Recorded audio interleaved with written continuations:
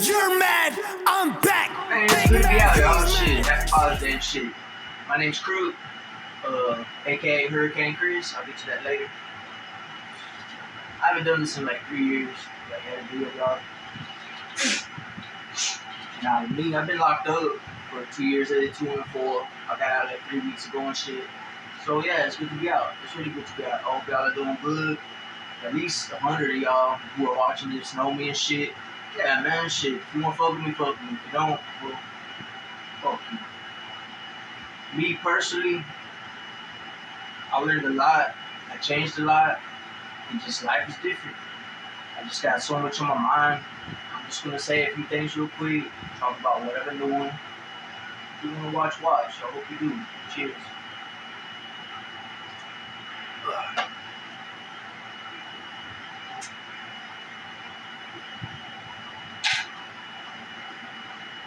This video is about struggle. I want people to see me at my worst, at that first step, before I get back to where I want to be. So I fucking just got my camera out. I just bought this phone. The whole screen is shattered. I slept with it in my pocket. I slept with it. And that whole thing broke, bro. That just pisses me the fuck off. But the struggle is real. Registration. You Jack Chance. Someone told me to bring these home because this floor is disgusting. Sweet crowds. So you gotta have my water.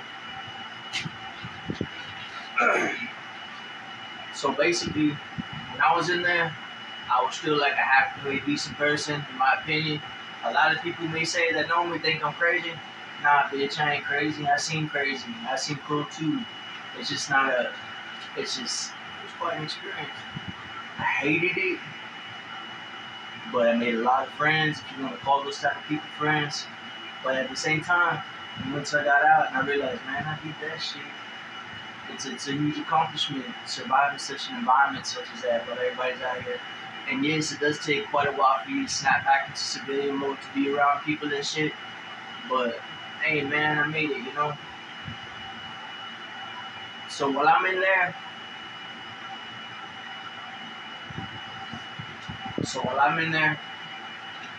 I got lucky and I got on parole to FI6. So I was in there for that. So what they did is they put me in a drug class. And they sent me to an FI6 unit.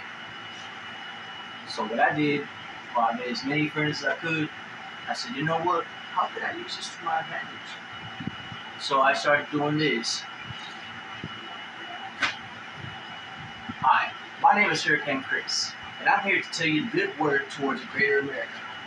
And I kept using that. And I was a motivational speaker at that unit. And I'm a funny ass motherfucker. Shit. And I go to youtube.com, Crook Jones HD. I've been on there since 2011. Oh man, I like to make people laugh. That's just my thing. Like, I'm me. So like, I met people in there. I met a famous boxer from the valley where the Bayucos are in Texas. His name is Gino De La Paz. Oh, look, I'm from here too. Ooh. Big left hook starting off the action by Juarez. De La Paz hits on the break. This is my beginning of my autobiography. This is a commissary tablet. And it's got all my stories of dope and meth and all kinds of crazy shit. I got a lot of good ass shit for an autobiography, but one thing about writing personally, it's not a passion. I don't sit there and just like, ooh, how insightful. I can't wait to tell the world about this. No, I'm just like, fuck, I don't want to do this shit, but I ain't got nothing else to do. But the book is supposed to be called Clear and Loaded. Like Clear and Loaded in Las Vegas, but Clear and Loaded, but really it's just about like my downfall, like, but there's Gino's autograph at the top. It says, to my boy Hurricane Chris, practice that make perfect. Only perfect practice makes perfect. He's not a Spanish channel boxer. He's actually on pay-per-view boxing. I met some very interesting people in there. A lot of good people in there. A lot of not good people. Not good people. I'm not good people. But decent people do time around, to be honest with you. If you can make me laugh, and we can do time, and just whatever, you know? homeboy Nims, right there. My best friend in the whole world, truly.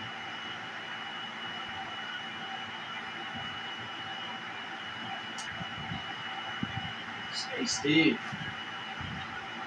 Good advice to everybody. So what I'm doing with this book is this. When I'm on the unit, one thing about me that I learned while I was gone, I like to one thing I learned, besides being an entertainer on YouTube and doing those type of things, is that I'm not afraid of a crowd. I don't get stage fright. And that was something that really did build up to my advantage being gone for so long.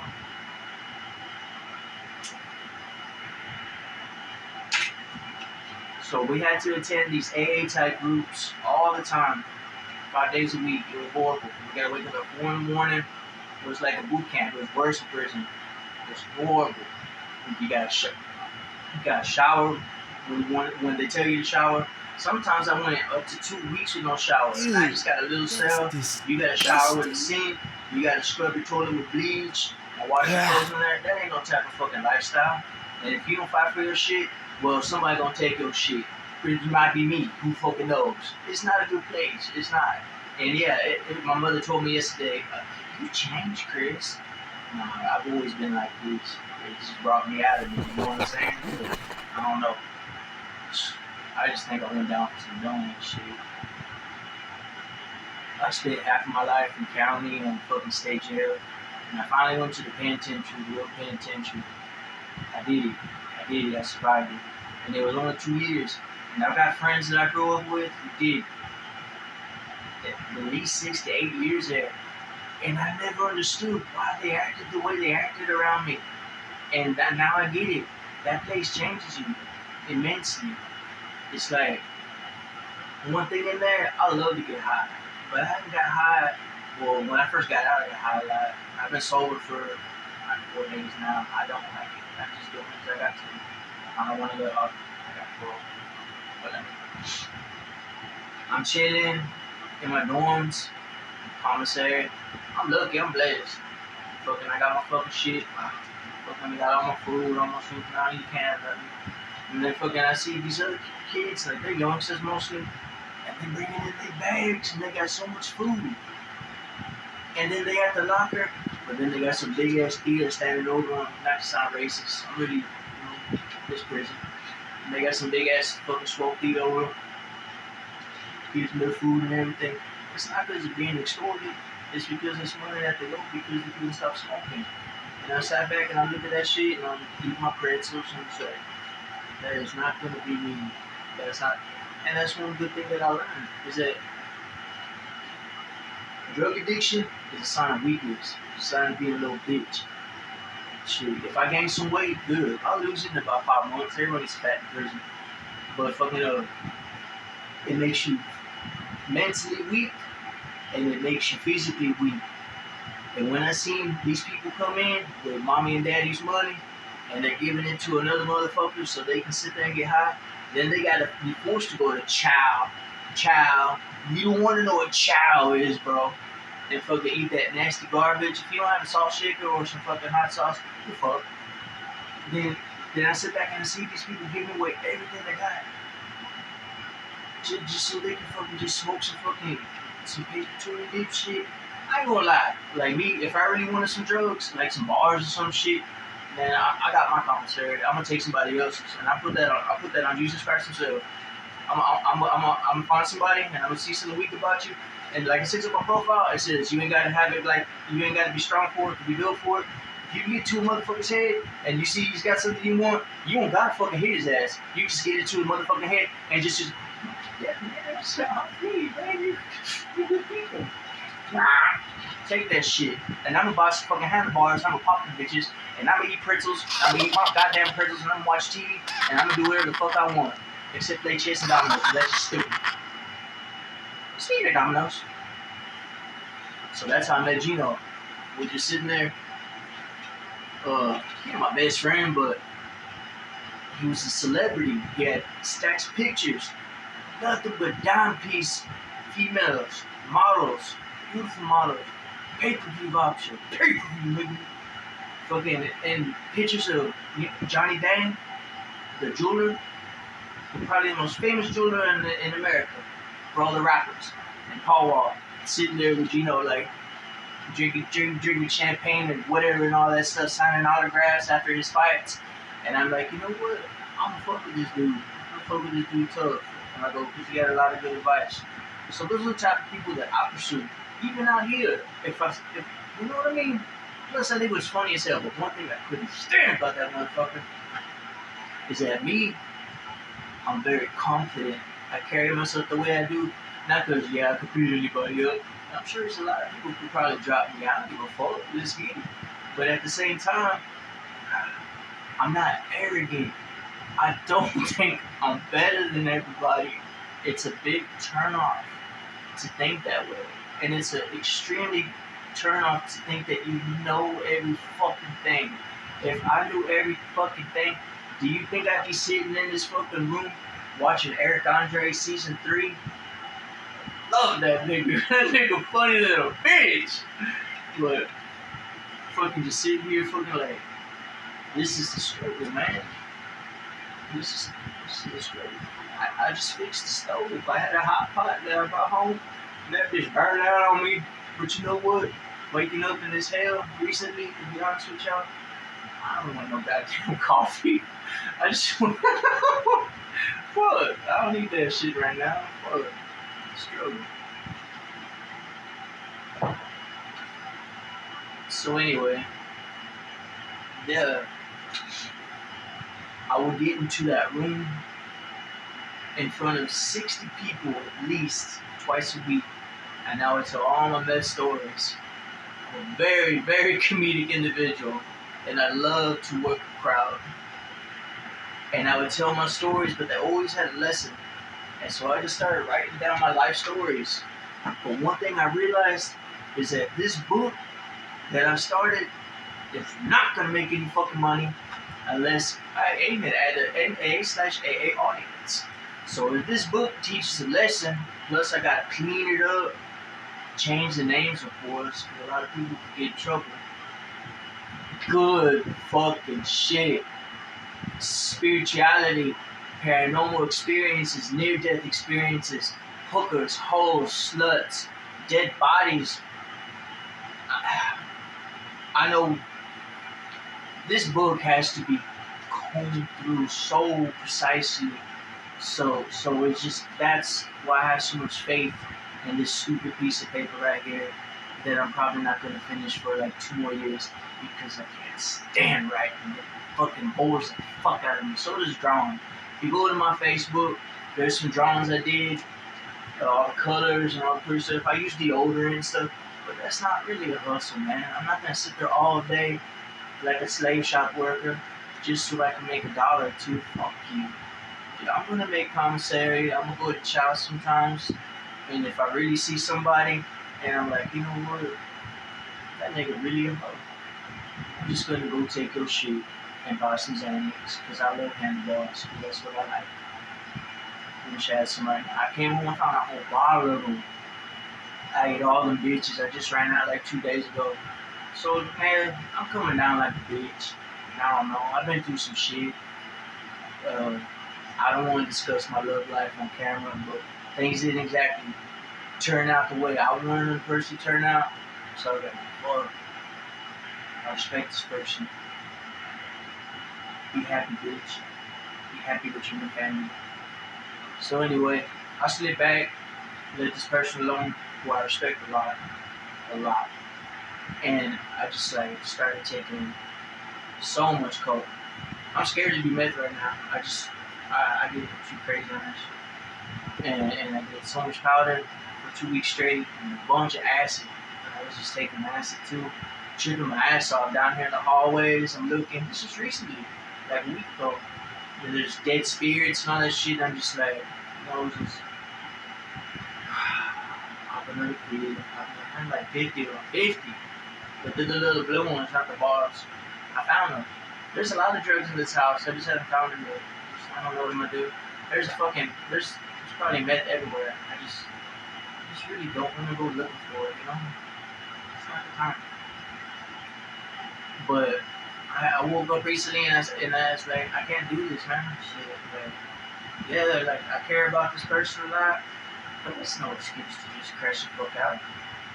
She's not the type of person, you know, like Borat. You'll never get this. You'll never get this.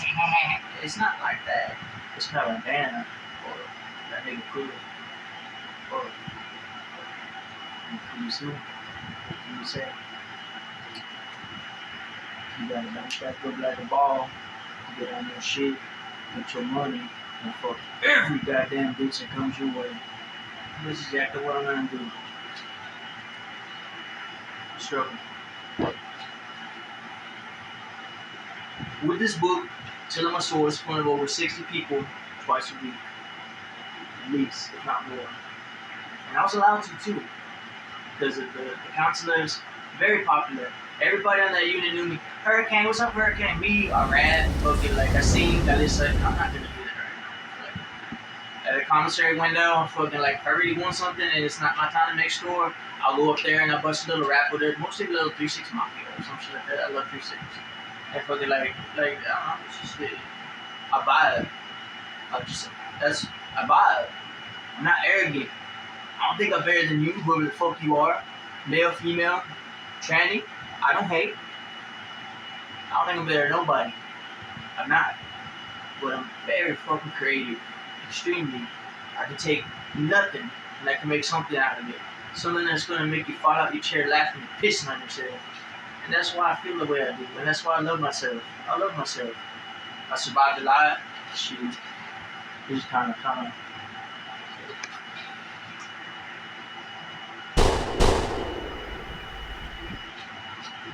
That's a Glock 40 that a cop did to me in 2015. At the top, if you noticed, it's opening. So I'm where I was just at.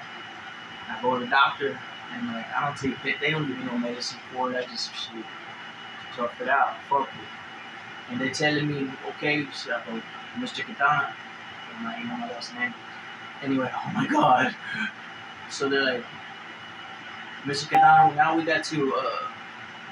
I go, we gotta refer you to a hospital in Galveston. I go, they gotta do surgery and reopen you up, and they gotta see what's wrong with you. So I'm like, okay, I understand. Plus my left ear broke. I don't have a left ear. It just rings and echoes. That was from a fight. I got this little chip in my tooth from an upcut. Other than that, I'm 43 almost. God look 43 to you. God bless my other friends. I'm not trying to sound disrespectful, but they skin look like leather. Their teeth falling out their face. They look like they're dead.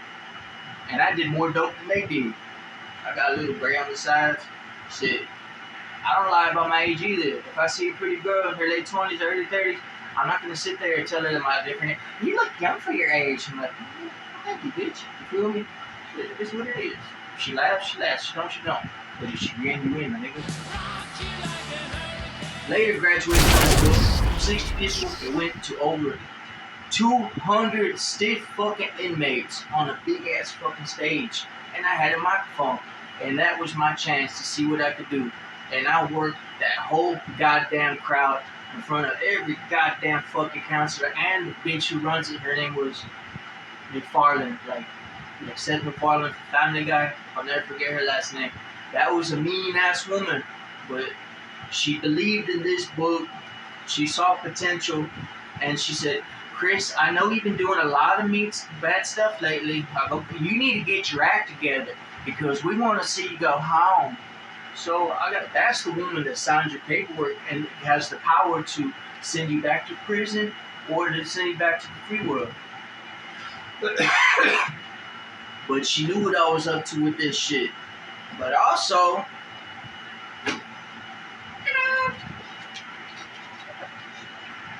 I'm being forced to go to fucking AA meetings.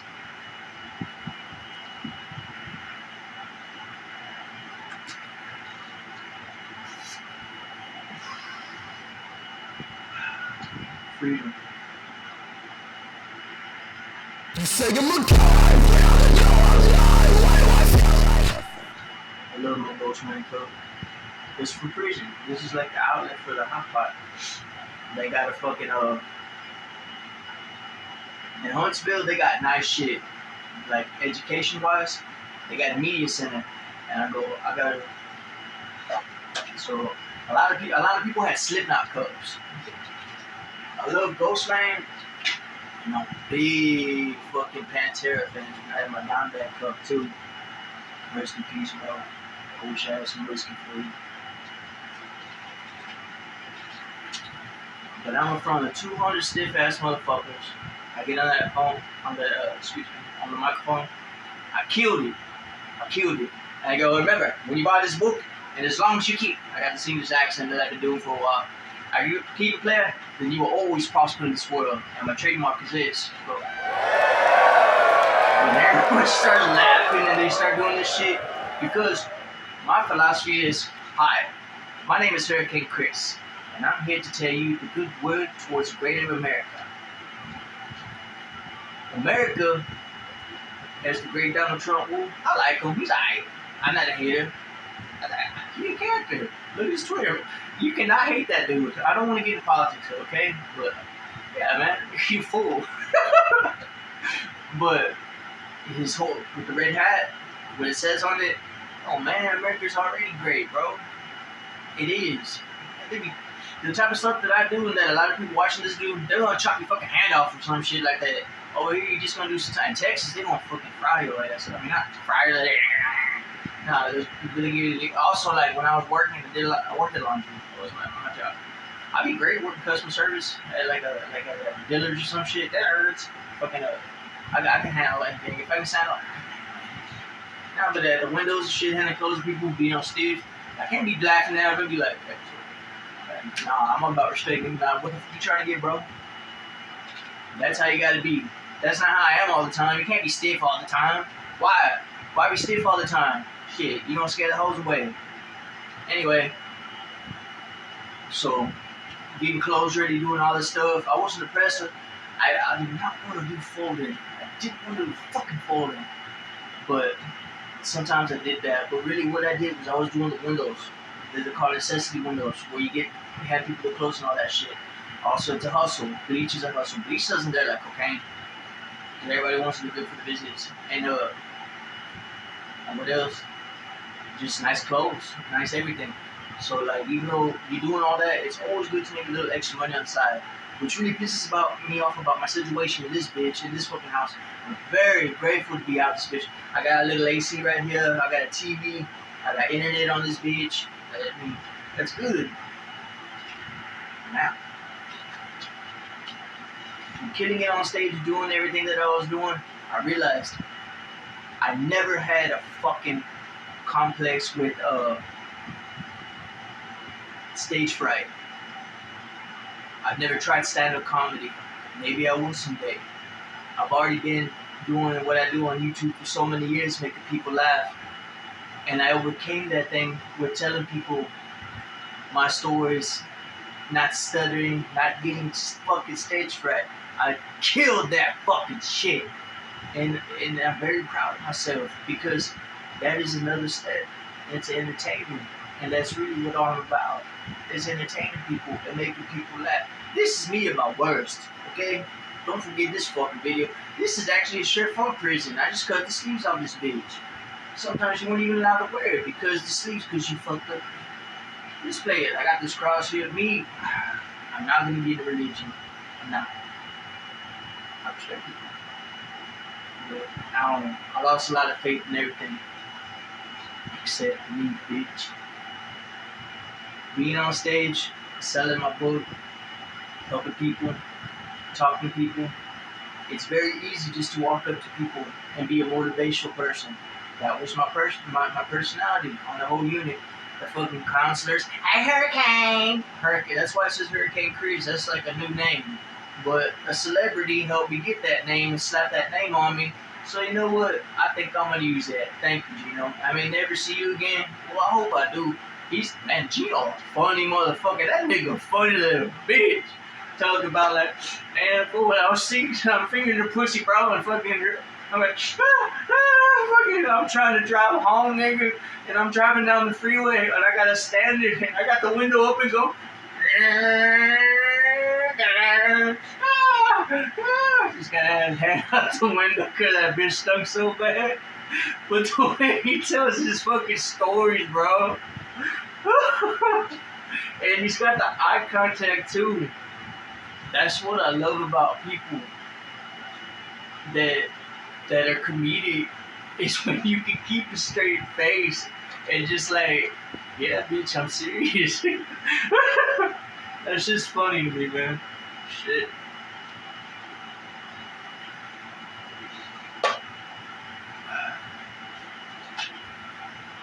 Excuse me. It's been a while.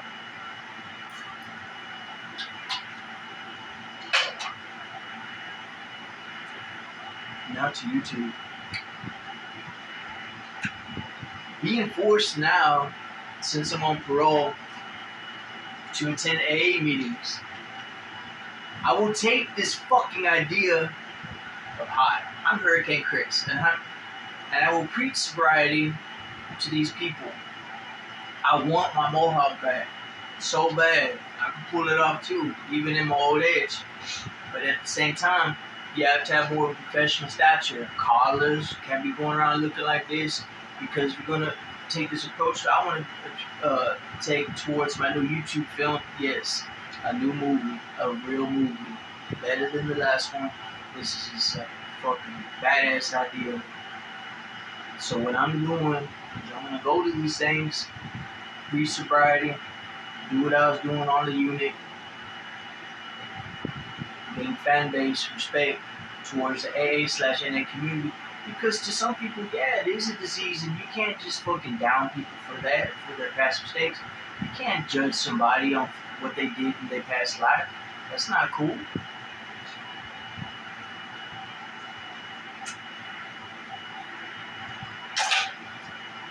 And once I start to become famous, semi-famous in the NA community, I become a public speaker in the world. That is the reality part. Like if y'all have ever seen the movie Borat, Bruno, I guess those are the only two that he's made right there. But his name is Sacha Baron Cohen. He's one of the best actors of all time, because he can go out there and just fucking kill that shit. Put his life in danger just to make motherfuckers laugh. And that is my inspiration as an actor. Being in this film, carrying that portrayed image. Is it still going, camera?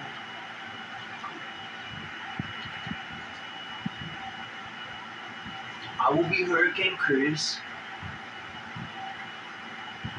I will have a side duo. Has to be a female. Has to have a pretty girl on it. Has to be comedic. I'm looking for a Poppy to my ghost man, if that makes sense to anybody. She doesn't have to be my woman. We don't have to fuck even. We just need. I want a female who's cute, who has to be, but has to be a comedian and be a side duo. We need chemistry for this film. Me and this person, I'm going to the AA and doing all this, and I build a campaign to how we're going to change the world and make America greater and just have everybody sober. So how are we going to do this? We're going to sell dope. So me and her, we're going to become these big-ass dope dealers behind everybody's back. And then we're going to get the money for the campaign, so I could be on stage in front of all these people telling them, yes, if we could just be playing sober, you'll too be prosperous.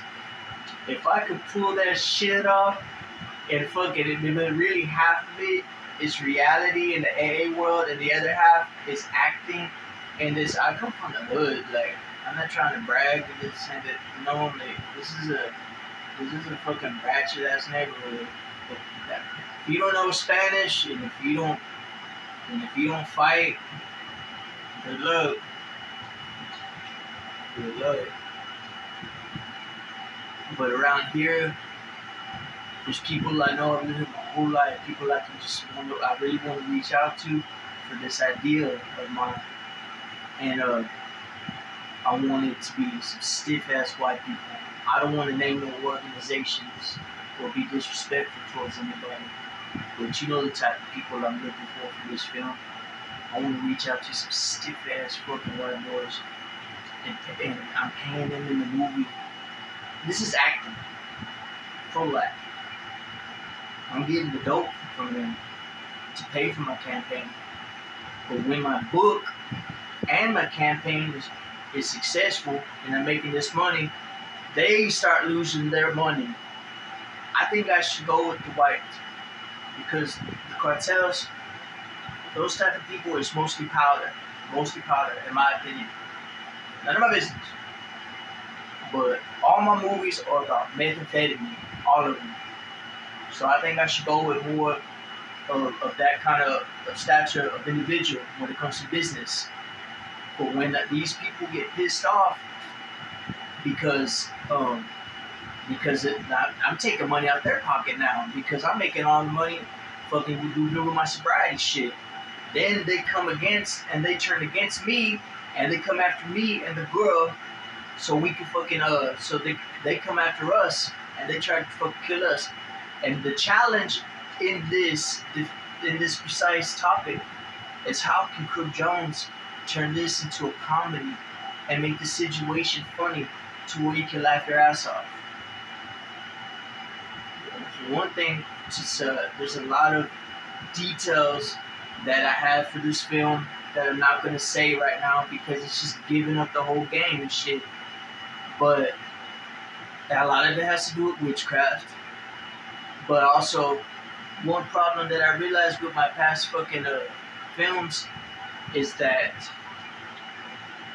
a lot of the language I used wasn't right for a family base and a high base. That maybe this is why I never went viral.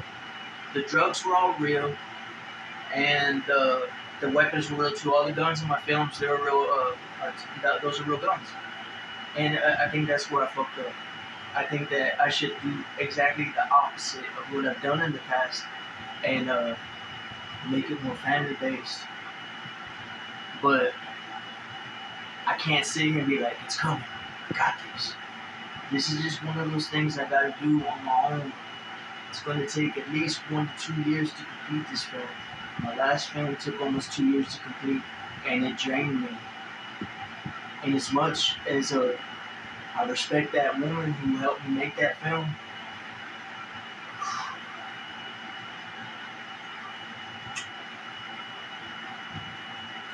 yeah, you know who I'm talking to. You.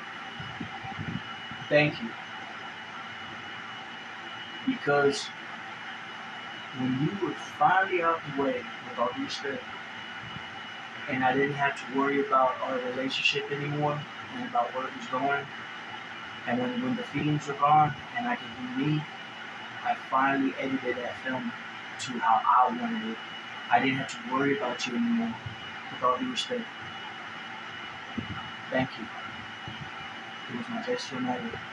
Sleep Never, Die Forever. A lot of my friends have watched it. People still watch that film. It'll go viral one day. But thank you. It means a lot to me. Be healthy. Good luck, bitch.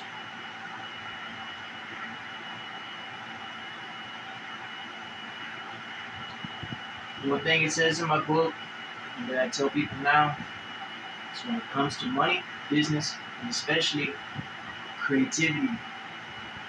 But the lesson that I learned from my last fucking film is to not get your fucking feelings involved. When you get your feelings involved in any type of situation at all, you're not going to make your money. You're going to actually lose money deducted from your pocket and go down looking stupider than a bitch. That is the lesson that I learned. And that is the step that I will take in this next film to make it more prosperous and more successful. My goal, you can't play the art world. You can't. Everyone's going to step on each other's toes and all that type of shit. But I don't want to be that person in the art world, the art community, the Alex Luster community, which is very big here in Houston. I don't want to be a part of that community, and I want to be the one who came from shit Shit. Total shit. Took that shit and made it into some shit. You feel me? That's what I want to be in the art world. That motherfucker who just like, man, that nigga did a lot of dope, done all that time, and he's still doing this shit. And I'm still gonna keep going. I'm always gonna look like this. Unless somebody shoots me in the face. Fucking, I'm blessed. I don't look like I'm 43 years old, but I'm blessed. I'm gonna stay active. I'm gonna stay making movies. And that's what motivates me now. This right now that I'm showing up today is a struggle. Today is Father's Day, 2023, excuse me. I don't have an easy life.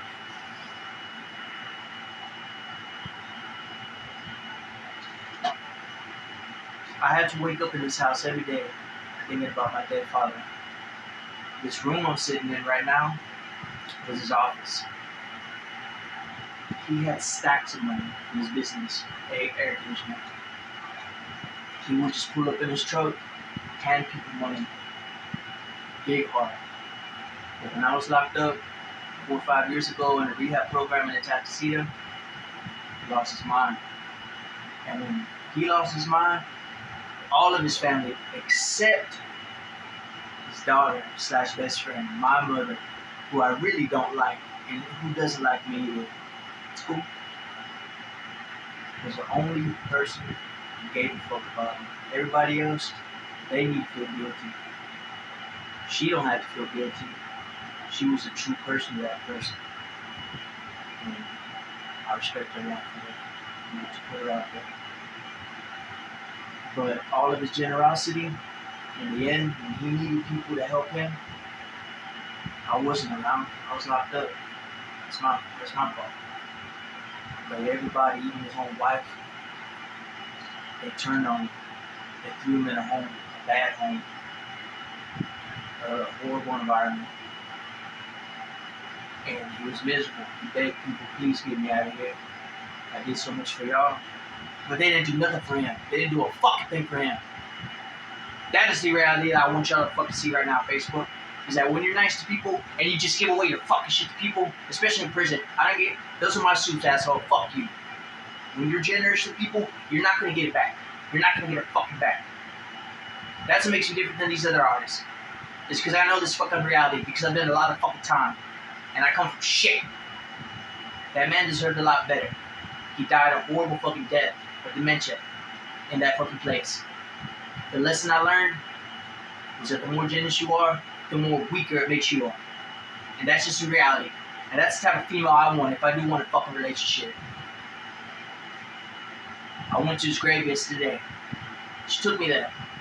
Bitched me out for drinking a beer first. Man, I need a little courage in me right now, you know what I mean? I haven't seen it in a long time. And I go up to that grave, and I grab it. At Brookside Cemetery, right here on Lauder Road in Houston, Texas. And all the tears that I needed to get out of me for being gone so long, that I could finally release. I'm sitting there, and I'm telling them, I'm sorry that I couldn't be there for them to be a better son.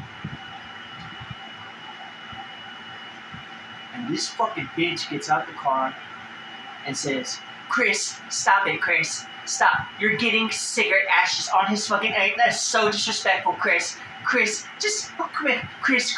She has turtle wax, all kinds of shit in her fucking trunk. She cleans that thing. She loves that, man. That's her best friend. I respect that.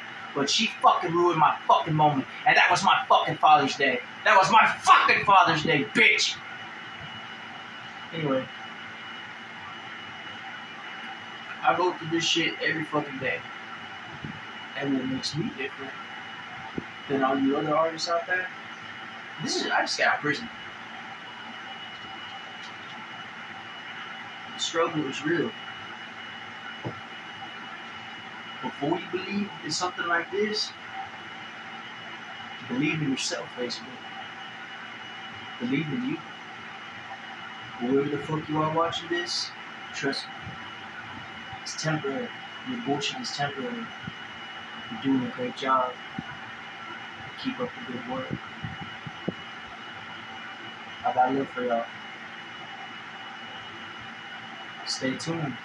See what I do with this book and see what I do with this movie. It's called The Big Swing Theory, and it should come out hopefully in 2025, 26. And it's gonna be that movie that's gonna make you piss yourself and fall out your chair. I don't even want any fucking money for it. I want the fame, and I want the bitches. All of it. Coconut, just like it says in my profile. Yeah, I did that, bitch.